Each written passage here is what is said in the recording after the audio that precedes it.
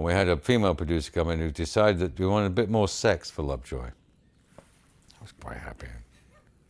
She said, we've got to get him a lot more sex. We'll get Joanna Lumley in the 3 episodes. So they bring her in as a sort of a foil. Of course, it's all fated to end in disaster, which it does. Joanna, she's lovely, because my wife had done a stage play with her the 2 years before, which is what made me think of her.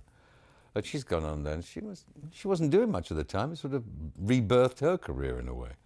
Friends in High Places, that was right, yes. Oh, yeah. It ended with a very funny telephone conversation to the palace about something, I think, with pretending that one of the members of the royal family was on the other end of the line. And then we had another great show, which we did with the pop band, when we had the very good Irish band, Hot House Flowers, who came in. And again, that didn't seem too far-fetched to have a rock band in it. It was kind of part of the show, because they're not really a rock band. They're sort of a multicultural band. I mean, they're very much of origin of an Irish band, but they just went out into rock and roll. No, that was a good show. A divvy is known in antique circles as somebody who can place an object, if it's real or false, because it sets off certain emotional or chemical reactions in the body. Jonathan Gash writes in the books about him, sometimes Lovejoy gets these, like the heart tends to beat quicker. Sudden, it's like a panic attack can happen, or the head goes off. It's various. You're in the presence of something from the ages. That's a divvy. Whether they actually do exist or not, I think they do, but you can make up your own mind. I don't have that huge an interest in antiques. I like paintings, I like old paintings, old furniture, which is what Lovejoy really loves, never appealed to me. And Lovejoy really loved, in the books, that's his big, he loves antique furniture. That's his thing, which really gets his heart racing when he sees something that's wonderful. It gave me an insight into a lot of it. There was one very funny remark once. We were recceing a location in a country home, and it did have some spectacular paintings in it. And we had this funny locations guy from the BBC. It was this classic, hello, is that I'm from the location? And he introduced us the woman around the house, and she said very offhand, we were walking through one room, she said, I do hope you'll be careful. He said, oh, madam, the BBC is insured for £50 million. She said, well, that'll cover this room. And he, as she pointed to the Velasquez and the big on the walls, sort of made you feel, put him in his place a little. Chris Jury brought a terrific comedic sense, I thought, to Eric. The naivety and the kind of doltishness, but lovability. But also the character enabled Lovejoy, when he was explaining stuff, to use the character of Eric, who he took on as ostensibly his apprentice, because his dad, his dad paid Lovejoy to keep him out of trouble and whatever, and gave him free meat. I think it was a butcher, wasn't he? Yeah, his dad. And so Lovejoy could explain things which normally, the device sometimes would work when I spoke to camera, but the device would sometimes be giving information in a program, which I think Lovejoy did give out a lot of good information about antiques, but not in a boring way. It wasn't like saying, and now we have a 19th century escritoire, which was built.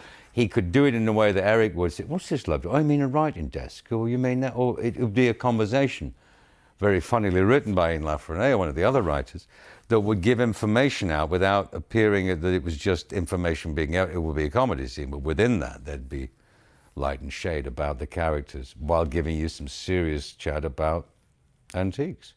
Also because he was learning, because Eric would say, I'm supposed to be learning from you, Lovejoy. My dad's paying you good money to teach me about antiques. Now, you don't teach me.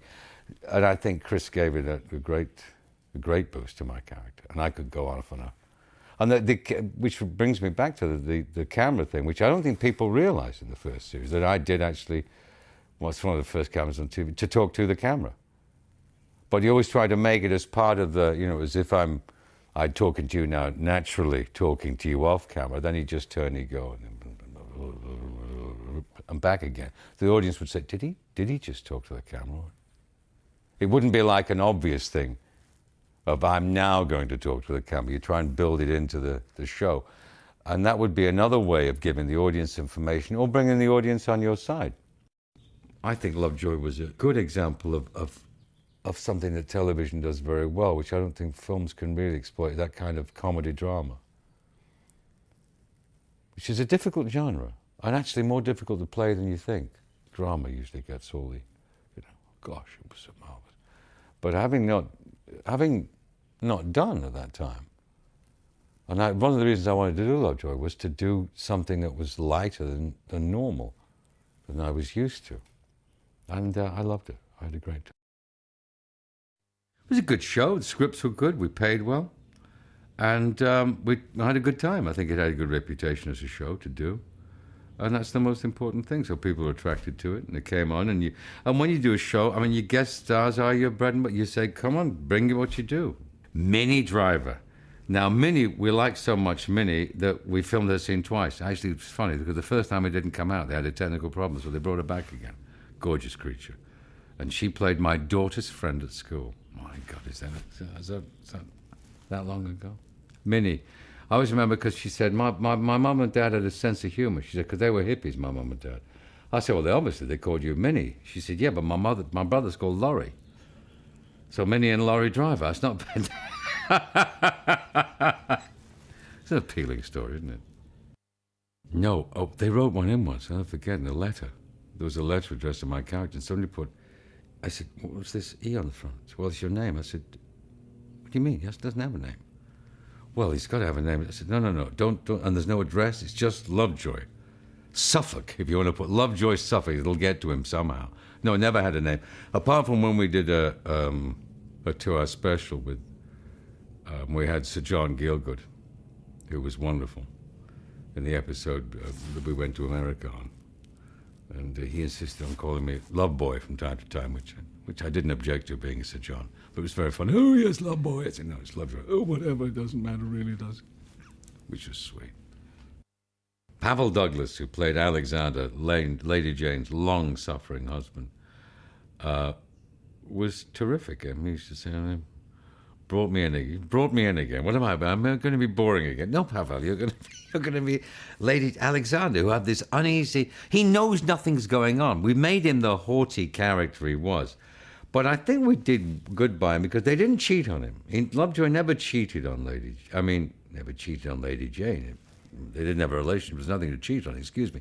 He would have done. I think they came near it once in Scotland. And that Eric appeared on his motorbike and sidecar and broke the mood completely when he and Lady Jane could have been about to do the deed.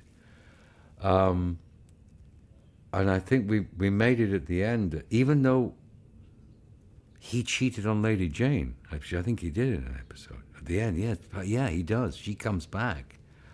You don't put them together again, which is interesting.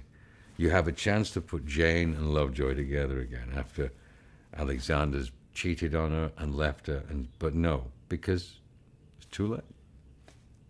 It's too late. It's gone past them. They'll always love each other, Lady Jane and Lovejoy. But the time has come and the time has gone.